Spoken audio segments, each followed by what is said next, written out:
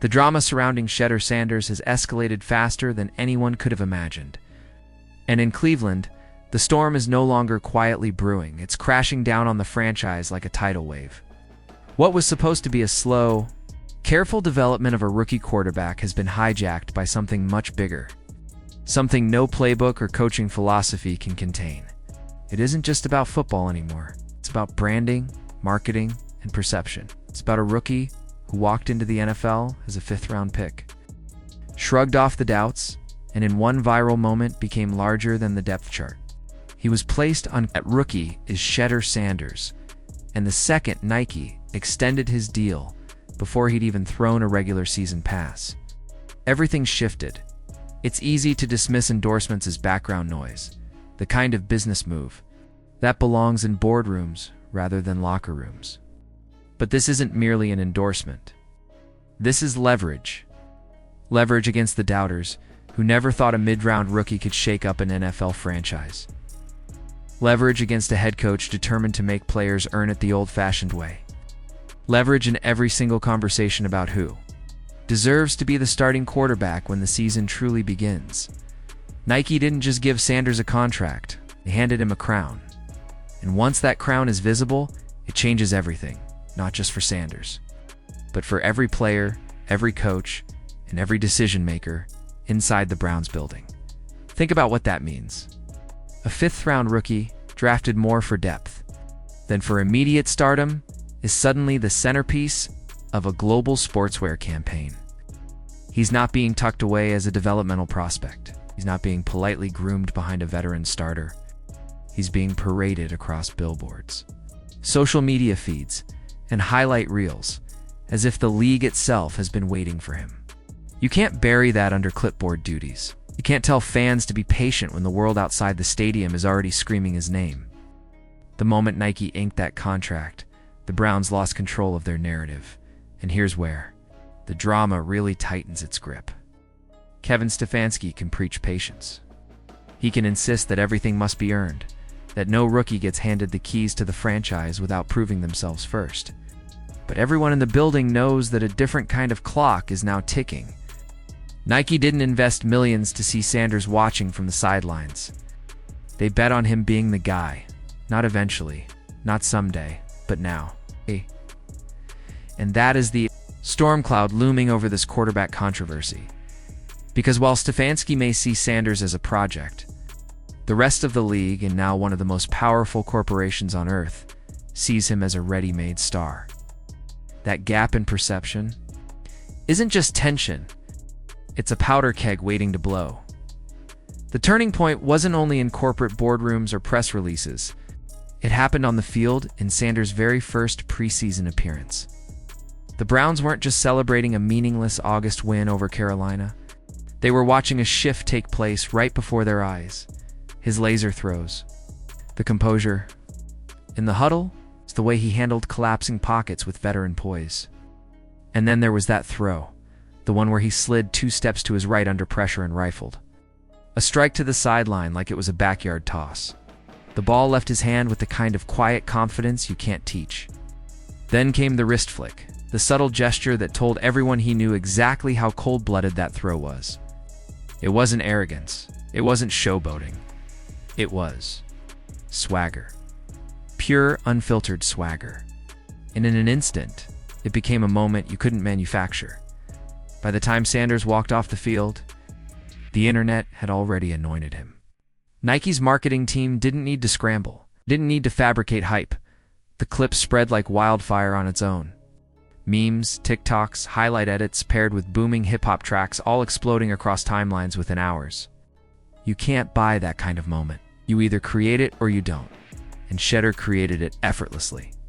That, more than anything else, told the world what kind of player he might be. But here's the twist. This story isn't only about Sanders. It's about everyone caught in the gravitational pull of his rise. For the Browns front office, this is a nightmare disguised as opportunity. If they keep him benched, it looks like they're suppressing the spark of a cultural phenomenon. If they play him and he struggles, they'll be roasted for letting marketing dictate football. A lose-lose scenario. Every decision they make about Sanders will be dissected by analysts, ridiculed by fans, and blasted across social media. Every interception Dillon Gabriel throws will be another countdown to Sanders' takeover. Every touchdown Sanders doesn't get to throw will feel like a wasted chance. For Dillon Gabriel, it's the other quarterback trapped in this storm.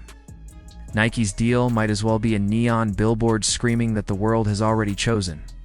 Every shaky read, every interception, every misstep feels heavier because he knows what's lurking behind him. Not just a rookie, but a rookie with the full weight of culture, marketing, and fan support behind him. That's not competition. That's a psychological time bomb.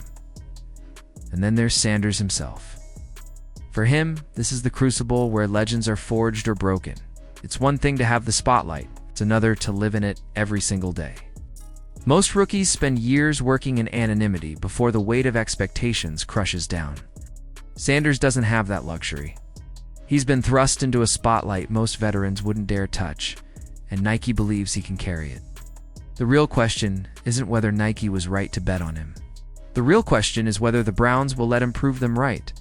The ripple effect is bigger than Cleveland. Every rookie and every agent across the league is watching this play out. The message is loud and clear: you don't have to be a first-round pick to become the face of a brand. You don't need years of development to be marketable. All you need is the right moment, the right swagger, and the right set of eyes watching when it happens. That's a shift in power dynamics no franchise is comfortable with. Because for decades, teams controlled the pace of a player's rise. Now, the players, through culture and marketing, might start controlling it themselves. And here's where it gets even more complicated. Sanders' magnetism isn't just a marketing trick.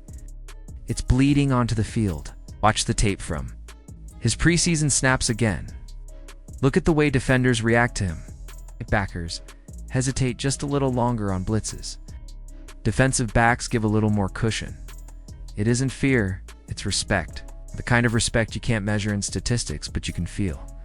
In the game's rhythm, Nike didn't just sign an athlete. They signed an aura.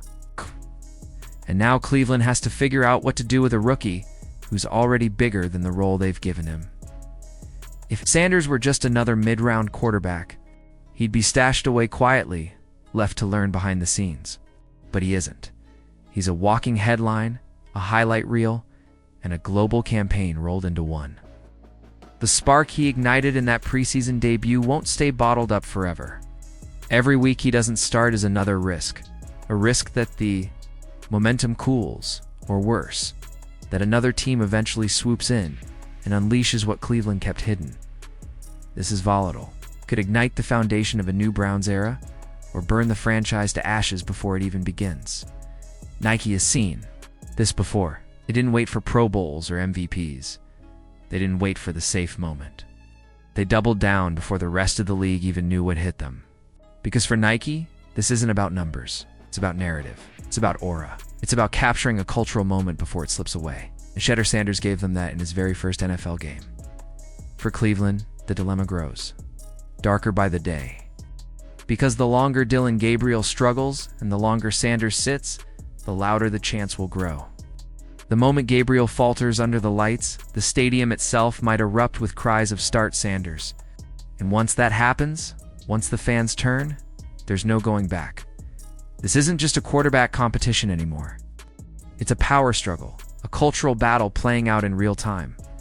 On one side is the old NFL way, where rookies wait there. Turn and depth charts protect veterans.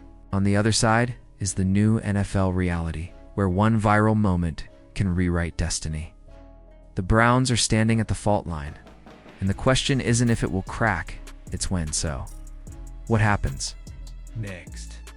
Does Kevin Stefanski stick to his principles and risk alienating the fans, the locker room, and maybe even ownership itself? Or does he hand the reins to Sanders and let the rookie ride the wave Nike has already set in motion? Whatever the choice, it won't just define this season. It could define the Browns' future for the next decade. Because if they mishandle this, if they let Shedeur Sanders slip through their fingers, this won't just be another entry in Cleveland's cursed quarterback history. It'll be the one that haunts them the most. Thank you for watching. Do you think Shedeur Sanders should already be starting for the Browns? Or is Kevin Stefanski right to hold him back?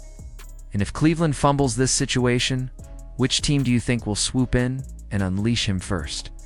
Drop your thoughts in the comments, and if you want to keep following this quarterback drama as it unfolds, make sure you hit that like button, subscribe, and turn on notifications so you don't miss what happens next.